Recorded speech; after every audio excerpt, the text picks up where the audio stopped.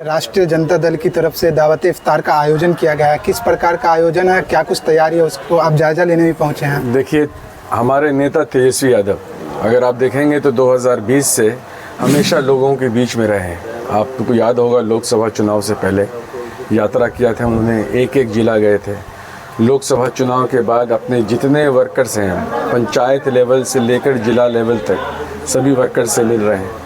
रमज़ान का समय है, उनकी इच्छा हुई कि अपने लोग जो उनके अपने लोग हैं राष्ट्रीय जनता दल के जो समर्थक हैं उनसे भेंट हो। उसी के क्रम में वो जाले विधानसभा उन्होंने बोला कि हम जाले विधानसभा भी आएंगे। जाले विधानसभा वो कल आ रहे हैं। वो 3:30 बजे करीब कमतौल पहुंच जाएंगे। कमतौल से हम लोग उनको अहिल्या स्थान ले जाएंगे, माँ का दर्शन कराएंगे। माँ का दर्शन कराने के बाद उनको कुमरौली में अलहुदा स्कूल जो हम लोग यहाँ पे आज खड़े हैं, यहाँ पे इफ्तार होगा। यहाँ पे समाज के सभी वर्ग यहाँ पे साथ होंगे और मिलजुल के जो हम लोगों का जो आइडियोलॉजी है कि समाज के सभी वर्ग को बांध के चलना, सबको साथ लेके चलना, मुद्दा हमारा विकास है, उसके लिए वो आ रहे हैं, अपने लोगों के बीच आ रहे हैं।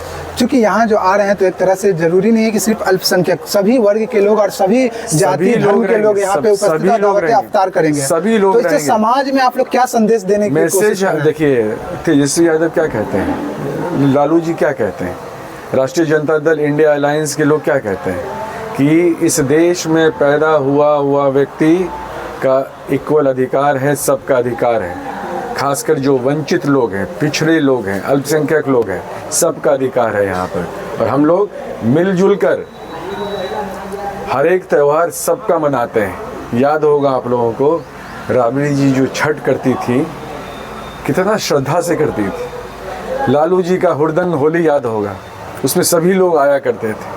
इफ्तार जो वो दिया करते थे, शानदार इफ्तार दिया करते थे। हम लोग जो है हर एक ईद में सबके यहाँ मैं जाता हूँ, होली, दिवाली, दुर्गा पूजा, हम लोग सबके यहाँ जाते हैं। यही तो देश की खूबसूरती है, यही तो बाबा साहब अम्बेडकर चाहते थे, यहाँ पर सबके लिए इक्वली अधिकार हो और सब कोई मिलजुल कर रहें। अच्छा, उन लोगों को क्या कुछ संदेश रहेगा जो एक तरह से समाज में नफरत फैलाने का काम करते हैं, एक तरह से अपना गलत बयान देकर हिंदू मुसलमान को लड़ाने का? अभी हाल में ही देखे होंगे रमौल का मामला, किस तरह से कहीं ना कहीं बड़े नेताओं के बयानों का असर था। रमौल का जो मामला है, रमौल का मामला दो वर्गों का नहीं है। ये जो बदतमीज पागल डीएसपी है जिसको लॉ एंड ऑर्डर मेंटेन करना नहीं आता है, सब उसका खेल है। वहाँ पर लोग शांति से थे, पुलिस ऑलरेडी वहाँ पर थी, उसके बाद ये आके वहाँ पर तमाशा कर रही थी। वीडियो देख लिए ना, वहाँ पे छाती पीट के कह रही है कि हमको मारिए, हमको मारो, मेरा कपड़ा फाड़ दो। डीएसपी ऐसा करता है? और वो घर में घुस के बच्चों को मारी है, औरतों को मारी है। मैं वहीं से आ रहा हूँ, क्योंकि मैं भी वहाँ फर्स्ट रिपोर्टिंग हम जाके किए, तो वहाँ के लोगों का सीधा आरोप है कि डीएसपी ही लाठीचार्ज किया। बिल्कुल। यहाँ पे तो आप देखिए ना, ये माननीय मुख्यमंत्री जो अब पता नहीं समझ भी पाते हैं कि नहीं, 2 मौत हुई है अभी थाना के अंदर। हमारे नेता तेजस्वी यादव जी अभी गए थे बेनीपट्टी थाने में, उस व्यक्ति की मौत हुई थी। और ये जो यहाँ पे जो आज ये जो डीएसपी है, पता नहीं क्या नाम है, श्वेता कुमारी, ज्योति कुमारी है, ये बदतमीज औरत है। लॉ एंड ऑर्डर का इसको पता नहीं है, ABCD का ज्ञान नहीं है, समाज कैसे चलता है, देश कैसे चलता है इसको पता नहीं है। सिर्फ और सिर्फ लेन देन पे काम करती है और इसकी मानसिकता समाज को बांटने वाला है। मैं तो सरकार से आग्रह करूंगा, माननीय मुख्यमंत्री जी, में अभी भी अगर थोड़ा सा बचा है सेकुलरिज्म तो इसका तबादला भी होना चाहिए। अच्छा, अभी आप रमौल के लोगों से हाल चाल जान के आए हैं, तो वहाँ का क्या हाल है? और वहाँ के लोगों को जो, चूंकि जाले के तमाम जनता को उम्मीद है कि आप कुछ करेंगे। और देखिए ऐसा है, मैं जाले के सभी लोगों से यही अपील करूँगा कि भारतीय जनता पार्टी के ट्रैप में नहीं आना है।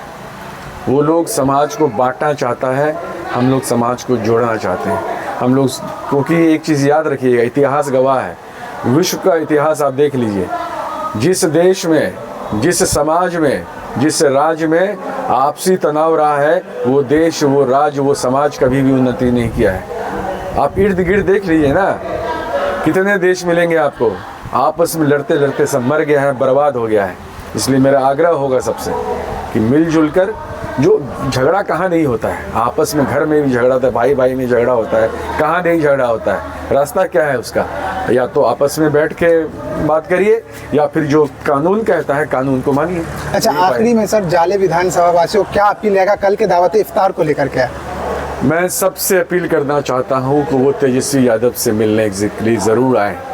तेजस्वी यादव से मिलने आए, अहिल्या स्थान मंदिर में जा रहे हैं, पूजा में सम्मिलित हों, भगवान का आशीर्वाद लें। रमज़ान का समय है, पाक समय है, इफ्तार में आए, मिलजुल कर तेजस्वी यादव का जो मकसद है, जो मुद्दा की राजनीति करते हैं, मुद्दों के आधारित 2020 याद है ना आपको, क्या बोलते थे कि मेरी सरकार बनेगी तो हम 10 लाख युवाओं को सरकारी नौकरी देंगे। क्योंकि 17 महीने में 5.5 लाख दिया, सरकारी नौकरी नहीं। 4 लाख लोग जो ऑन कॉन्ट्रैक्ट थे उनको परमानेंट कराया। और मुख्यमंत्री क्या करते थे? बाप के घर से पैसा लाएगा। भाजपा की जो वित्त मंत्री थी क्या बोलती थी? राजद वाले को इकोनॉमिक्स समझ में नहीं आता है। तो आज इकोनॉमिक्स कौन समझा रहा है? और आज ये लोग जो प्रचार कर रहे हैं कि हम इतना नौकरी दे रहे हैं, तो बाप के घर से पैसा आ रहा है। किसके बाप के घर से पैसा आ रहा है? ये लोग बताएं लोगों को। इसलिए हम आग्रह करेंगे सबसे कि आप लोग आइए, मिलजुल कर हम लोग एक होकर जाले विधानसभा का, मिथिलांचल का विकास करें। तभी यही एक रास्ता है और कोई रास्ता नहीं। आपका बहुत बहुत धन्यवाद।